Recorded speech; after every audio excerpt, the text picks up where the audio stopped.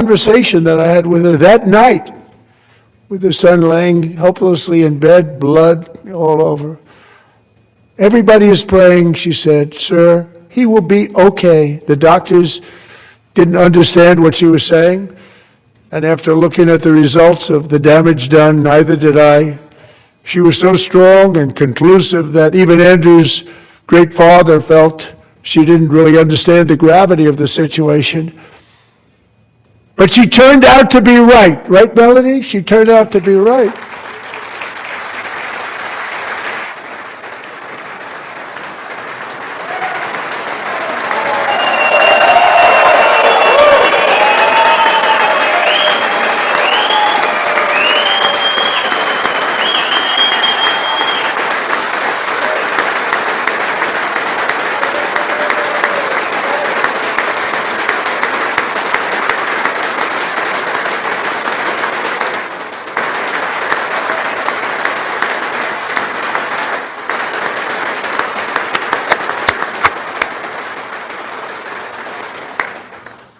Amazing, actually. I said, where does this woman come from? She's the most positive person I've ever met. With God's help, Andrew has battled back from the edge of death, and we're talking about the edge of death, on his way to a miraculous recovery. He's got a little work to do, but he's doing great. Nice to see you. He's a good-looking guy. Nice to see you. Thanks, Andrew. Thank you very much.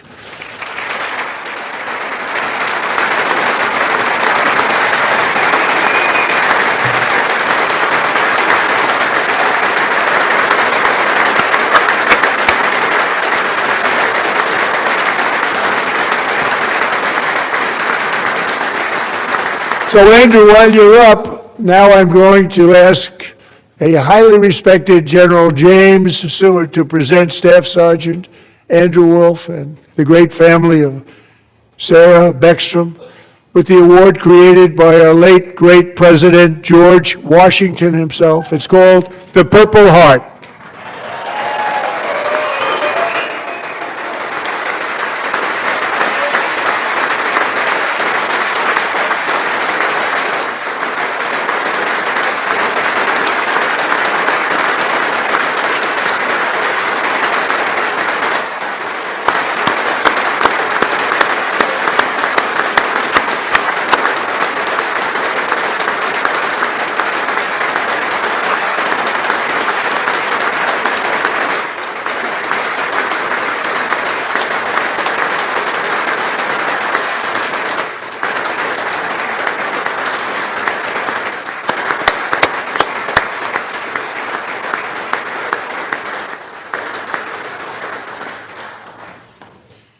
We love you all. Love you.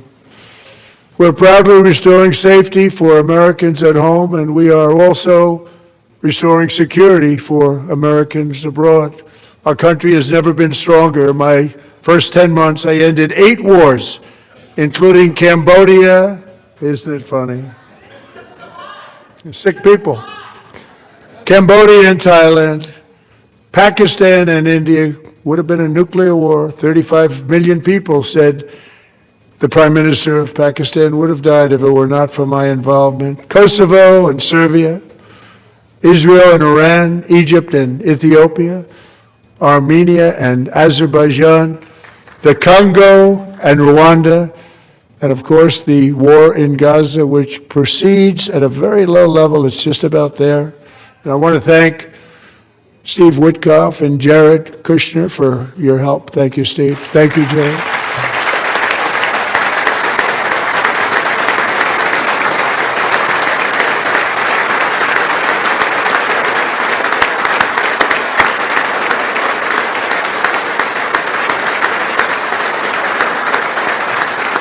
And I also want to thank the man they report to, Secretary of State Marco Rubio. Thank you, Marco.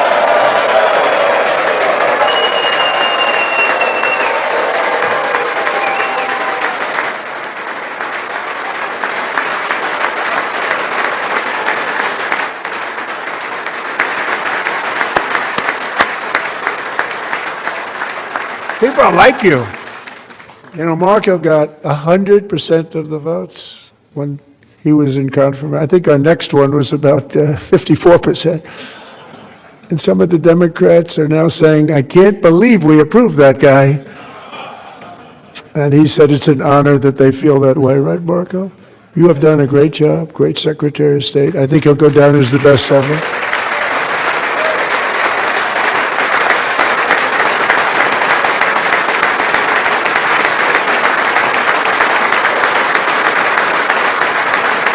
Under the ceasefire I negotiated, every single hostage, both living and dead, has been returned home. Can you believe that?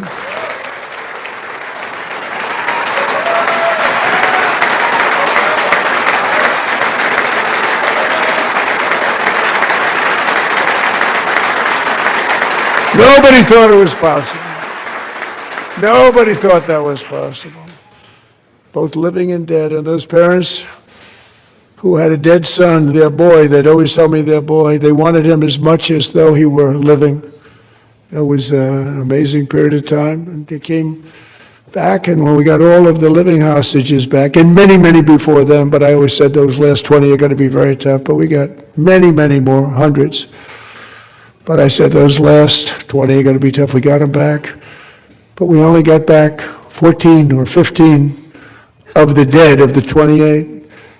And believe it or not, Hamas worked along with Israel, and they dug and they dug and they dug. It's a tough thing to do, going through bodies all over, passing up 100 bodies sometimes for each one that they found. Tough job. And they finally got it back to 27. And then Steve and Jared, they got it back to 28. They found all 28. Nobody thought that was possible, but we did it. And I remember the family of the 28th. They were so grieved, but they were so happy as it's possible to be. They had their boy back. The mother said, "Sir, we have our boy back." What a period of time that was, but we got them all back. So thank you both very much. Great job.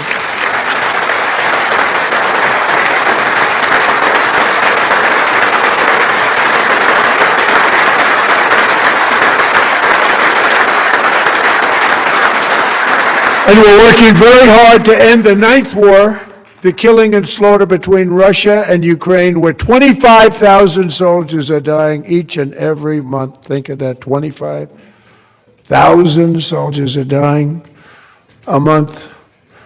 A war which would have never happened if I were president, would have never happened.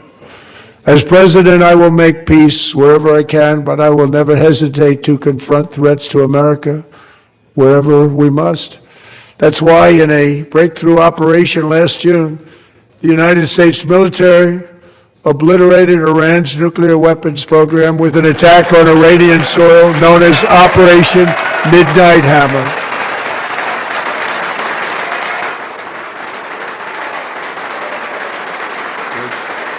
Good.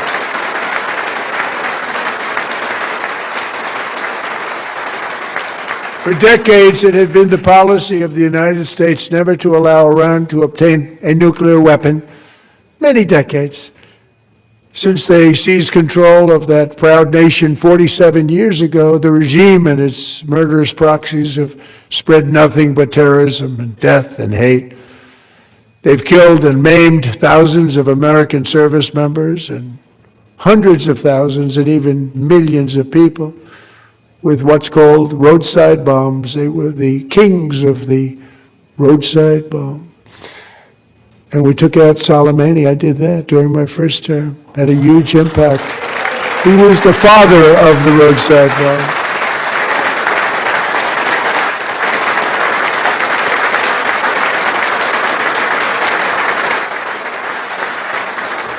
And just over the last couple of months with the protests, they've killed at least, it looks like 32,000 protesters, 32,000 protesters in their own country. They shot them and hung them. We stopped them from hanging a lot of them with the threat of serious violence, but this is some terrible people. They've already developed missiles that can threaten Europe and our bases overseas, and they're working